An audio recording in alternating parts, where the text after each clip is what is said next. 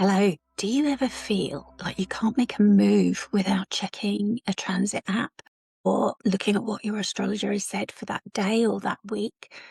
Checking the sky, what's happening, or just looking for that one more bit of reassurance. If that's you, astrology may not actually be helping you right now. You may have astrology anxiety, and that usually looks more like second guessing, overthinking, and adding more noise into a mind that's already carrying enough. There is actually another way to work with astrology, or more specifically, the current lunation, and to use it to come back into your body, to settle your attention, and to build self-trust instead of dependency. And in this video, I want to show you what Astro Mindfulness is, why it can calm the nervous system, and how the Lunar Decan Walk project that I'm working on can help you to work with the moon in a way that feels steady and real. And that's how it's helped me. I was working with mindfulness before I found astrology, and I really found it helpful to combine the two to look at what's actually happening in the sky, the astrology. I wanted to be aware of what's happening, but not in a way that I became so anxious and so attuned to what was happening that I couldn't function, that I was too worried about all the potential things that could happen. And I found that actually a lot of it is quite mundane. We're not having big dramatic events happening day after day or week after week. A lot of it is just we're pootling on with our lives, doing the usual thing. And these big dramatic events aren't happening. When they do, they happen slowly and imperceptibly. And there's shifts that happen. And it's helpful to have the astrology then to understand what these big events that are happening out in the world, to put them into the bigger picture for us. That's where astrology is really useful and helpful with timing, to understand what's actually happening for us and to understand the big picture of what's happening with these bigger events. So this is, for me, an antidote to this overthinking that isn't more information. It's a different kind of presence. And that's why I use the term astro mindfulness. So when I use this term astro mindfulness, I mean, it's using astrology as a way to pay attention, and rather than a way to chase certainty. It's mindfulness, but it's held within this symbolic container. The astrology symbol is giving our awareness somewhere to rest so you can meet the moment more clearly. Mindfulness, in simple terms, is simply noticing what is happening inside and around you right now. It's your breath, your body, the thoughts that are always moving through our minds, the feelings that are rising and also passing. Thoughts are mental events. They're not always true, and they are not always helpful. And that was how mindfulness first helped me, that mantra that thoughts are not facts. And I held on to that, and it was a real revelation for me. I didn't have to buy in to every thought that entered my mind. It was like I could become aware of them, but I could also allow many of them to just simply pass through. Astro mindfulness can help us to bring that awareness into the current lunation, where the moon is the best place to begin because it moves quickly, it stays close to daily life, it's the planet that's closest to our Earth, and it speaks to our body, our home, our family, emotions, belongings, and the general fluctuations of fortune that shape our ordinary experiences. New moons can feel like new beginnings and planting seeds, a fresh slate for us. And these full moons often bring a ripening, a clarity, a release, or a illumination, a culmination of what we've been growing in our lives.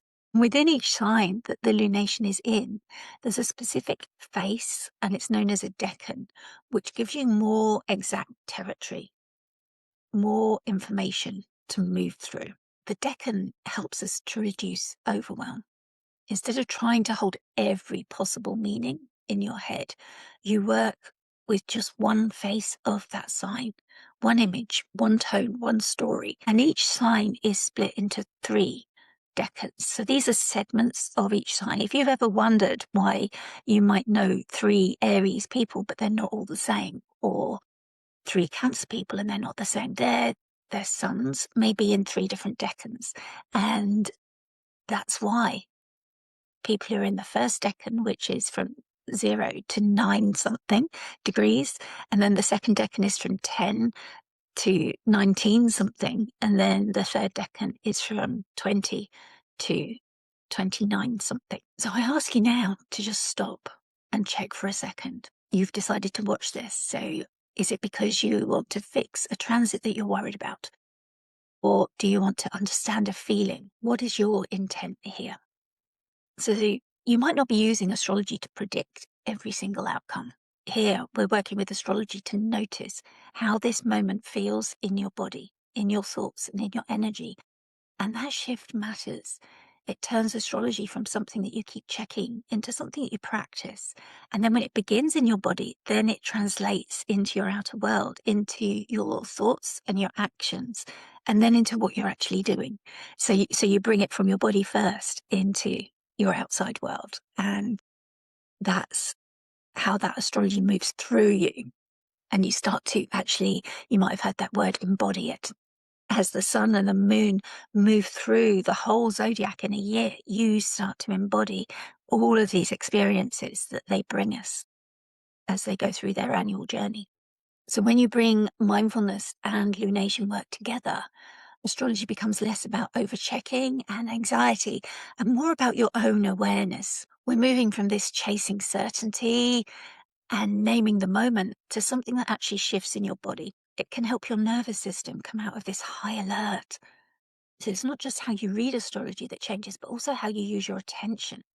You might be using astrology because you want to get that certainty to know what's coming and to feel safe inside of it. But that can train the mind to stay on high alert for danger. And then astrology stops becoming this source of orientation and starts feeding into the agitation that you first came to astrology to soothe. And a different way of using it is simpler. Astrology can give you context and rhythm to be able to understand what you're already living in and to accept that it doesn't remove that uncertainty. None of us as astrologers can 100% predict with certainty exactly what's going to happen. Often we have themes and we have timing, but we can't say for certain. There's so many variables, and there's always that human factor as well, that free will element. But what it can do is help you name that territory that you're moving through, that decan, that season that you're in. And when this feeling has a context, it becomes less overwhelming. Instead of, why am I feeling so restless or so raw? There's more space for, okay, this is the atmosphere that I'm moving through. This is Mars ruled. This is asking me to take action. And in a few minutes, maybe we're going to move from this theory into a practice that lets you feel in your own body how these symbols move into self-trust. And that's the Lunar Decan project that I'm working on. That naming process can help you calm the nervous system, and not just because this hard feeling disappears, but because it stops feeling random. You're able to see the reasoning for it. The moon is giving you this rhythm to track as it's moving. So you're ready to try it right now? In mindfulness, as we settle into the moment, we notice the weight of our feet connecting with the floor, or the weight of our body where we're sitting. We notice our shoulders. Are they braced? Are they drooping a little?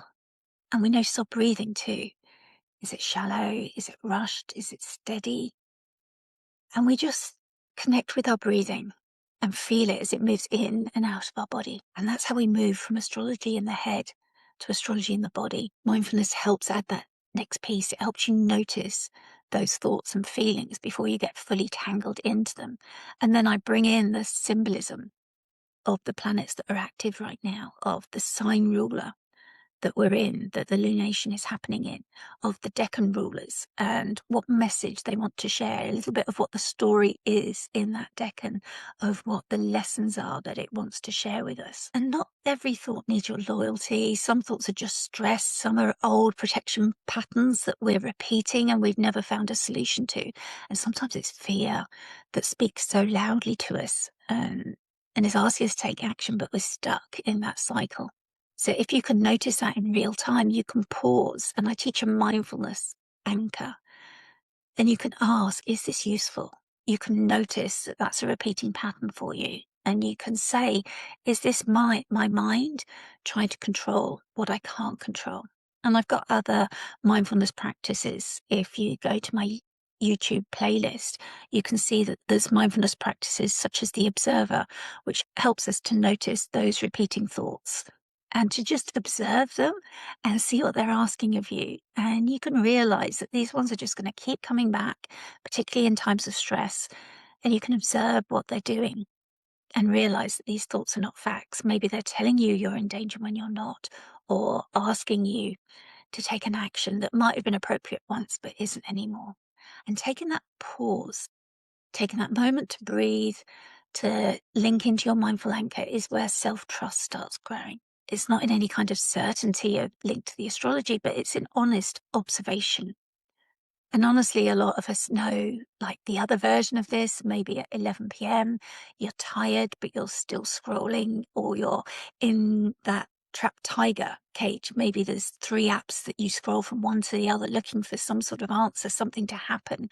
But you keep refreshing them and updating, looking for maybe another interpretation of the astrology, looking for something that's going to allow your body to unclench, to release some tension and let you get to sleep. But that's not guidance. That's like a protection ritual. And that keeps us stuck in this doom scrolling, in this algorithm. And we need something different, really, to release us from that. And that kind of repetition is how you stop looking for this permission from these little boxes that we're so attached to, and start looking for recognizing your own patterns and getting your own sovereignty back. And the moon is so helpful here because it lets you name your own inner weather without becoming the storm that is hurting you. You can say that this feels hot and sharp. This feels heavy and slow. It feels porous, emotional, tender. And then that astrological language gives you live clues as well. Fire, for example, Mars, Aries, Leo.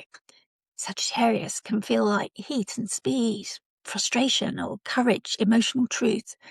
Earth can feel like steadiness or fatigue, even practicality, tangible things.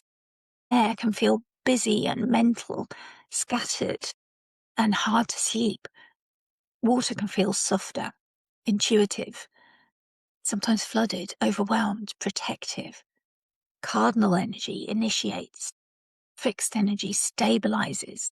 And the mutable energy is adaptive, but also flitting from one thing to another, making you feel like you haven't fully committed to anything. And this decan helps even more, adding nuance because it reduces this overwhelm.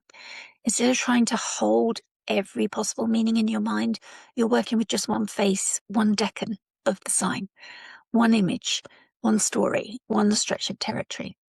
So if the lunation is asking you for release or repair, for courage, patience, honesty maybe, or surrender, you're helped and guided into what this chapter is asking of you now. One lunation might be showing you that rest is wiser than pushing. Another might show you where you need a boundary. Another might reveal that waiting is not weakness. It's the wise thing to do right now. And over time, you start recognizing your own patterns and needs. Astrology becomes a calm companion for you for navigating the journey, not something you're depending on to tell you who to be, because you're taking it into your body and you're discovering what's true for you.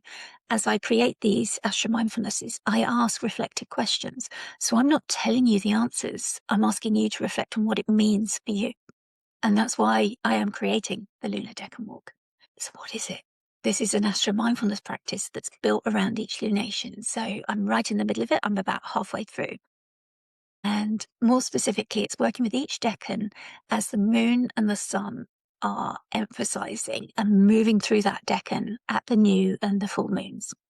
And the aim is to help you embody that astrology rather than just think about it and then move on, to help you bring it into your life and to take action in your daily life that's connected to what that means for you.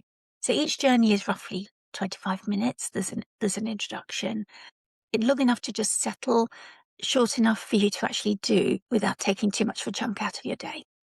We begin with grounding and settling into the stillness of the present moment, because if the body doesn't feel here, if you're still worrying about what's for tea or what's on your to-do list, then that inner sight, you won't fully connect with it. We connect with the breath, with the breathing, and you connect with your mindful anchor. And I remind you why that's important and how continual practice with your mindful anchor, how you can bring that into your day. It's not just while you're in the practice. It's a practice that you can continue on to use. And it's something that I use daily. Whenever I need it, I just take a breath from my mindful anchor. So this is a steady point of attention that you return to whenever your mind wanders.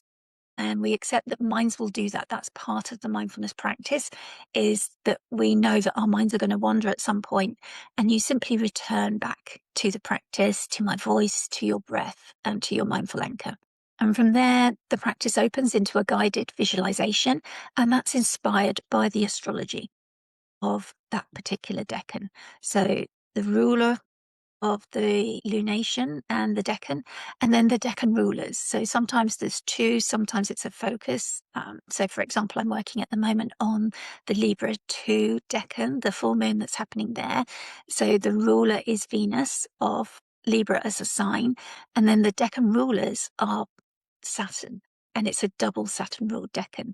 So I'll be looking at Saturn in particular. And I'll also be bringing in some elements of the story, some inspiration maybe from the corresponding tarot card, and just what that story is of that decan and what inspiration it holds for us. And also the cardinal nature of Libra, the air nature of Libra, all of that informs the active yang element of Libra, bringing all of that in so that when you do the exercise, you actually feel that in your body and it's informed by it. And that time of the full moon, when you do the exercise, that informs you for the next 2 weeks. It may be once you've got that story in your body, then you can see how that plays out in your world and how that's informing events that are happening. So it's not random meditation language that's laid on top of astrology. It's a technical structure there, but it becomes something felt and embodied. And it's not just for the lunation. I've made them so that they're timeless, so that people who have placements in Libra 2, and by that I mean, say, for example, if your natal moon is in Libra 2, or if you have Saturn there, or any other planet there, if your angles are there, so if your ascendant, your MC, your descendant, your IC is there, then that would also be important for you. So you can return to that at any time that you want to. If you wanted to learn more about your natal placements, you could visit that Astro Mindfulness just to check in with it at any time you wanted to. But also, say, for example, it's your birthday and you find out that either Venus or Saturn are your Lord of the Year, either your perfected Lord of the Year that you're moving into or the ruler of your solar return ascendant. You might want to connect with them to learn more about the year that you're moving into. So you could also go to my Astro Mindfulness playlist and find the Astro Mindfulness for that decan, and you could visit it then to again see about the year that you're moving into, because the story of that decan would be the story of the year that you're moving into. So if you've got any questions about that, if that's getting a bit technical, do reach out and ask me. And an astrologer or an astro coach can guide you more into what year you're in. If they tell you that you're in a Venus ruled year or Saturn, then you would know that an astro mindfulness that's focusing on Saturn or Venus would be helpful for you. Or you can comment and I can reach out to you by direct message and I can help you find that information for yourself. Or I have a video that tells you how to find your own chart and you can find that information for yourself about where your placements are and if any of the decans are particularly important for you. And my colleague Krista of Practical Astros also has a fabulous Decan Walk project that she's doing at the moment. So you can subscribe to that on Substack. And that will also give you more information about the decans and you can learn about the decans with that. And that will also inform you and guide you to understand your own placements as well. And I will put a link to that in the show notes. So as I've said, each decan has its own landscape, mood, and its own story and task, something that is teaching us and wants us to learn while the moon, the sun are passing through this place, while there's a lunation in this place, or while we have placements, whether they're temporary, like a perfection year, or when we have permanent places that are being activated. These rulers shape that atmosphere so that the imagery, the pace, the emotional texture come from the astrological ground beneath the practice. So you're not just thinking about the decan, I'm taking you on a journey through that atmosphere. So as I've said, we're also working with the element and the modality at the moment, whether it's earth, fire, water, or air. So you can feel that texture more directly. Maybe it asks for you to initiate something, to stabilize something, or to adapt to something. Maybe it feels fiery, earthy, airy, or watery. The point is not perfect interpretation. The point is noticing just how that landscape lands for you as you breathe and pay attention, and move through those reflective questions as well with that theme in the background. Usually very simple and clear. You're reflecting on where this story is active in your life right now, what needs care, what is ripening, what needs release, and what new beginning is quietly forming. You can do these exercises seated, which is usually the conventional way, to be seated, sat upright with your feet connected with the floor. But you can also lie down if that's more comfortable. And some people prefer to walk. What they do is that they're moving, and anything is fine. The main point is giving your attention a simple path so that the symbolism can land more fully. So this Lunar Decan Walk, think of it as a bridge. It's bringing that technical astrology, the mindfulness, and the body awareness into one practice, all rolled into one, in one neat bundle. And it was something that I actually wanted for myself and I couldn't find. So that's how I started to create these, because I actually wanted to bring my mindfulness practice. And I was like, yeah, I want to bring that astrology of the moment into it to help that to land in my body. And I'm going to ask you, like, have you ever felt anxious because of a transit interpretation? Maybe a cookbook one that felt overly dramatic. And if you have, just type "I am free now" in the comments, because this is a way to become free of that and to focus on that area of life that you're moving through, and to make that the most important thing. And when you feel that in your body, you can cope with these more challenging transits, because they're the layer that goes on top of that, the decan that you're moving through. And because this is following the rhythm of the moon, it's giving you something you can return to again and again and again. One journey each lunation is enough to begin with, but you can return to them. So if you started this video feeling caught in that loop of thoughts, you can now allow this to be a reset.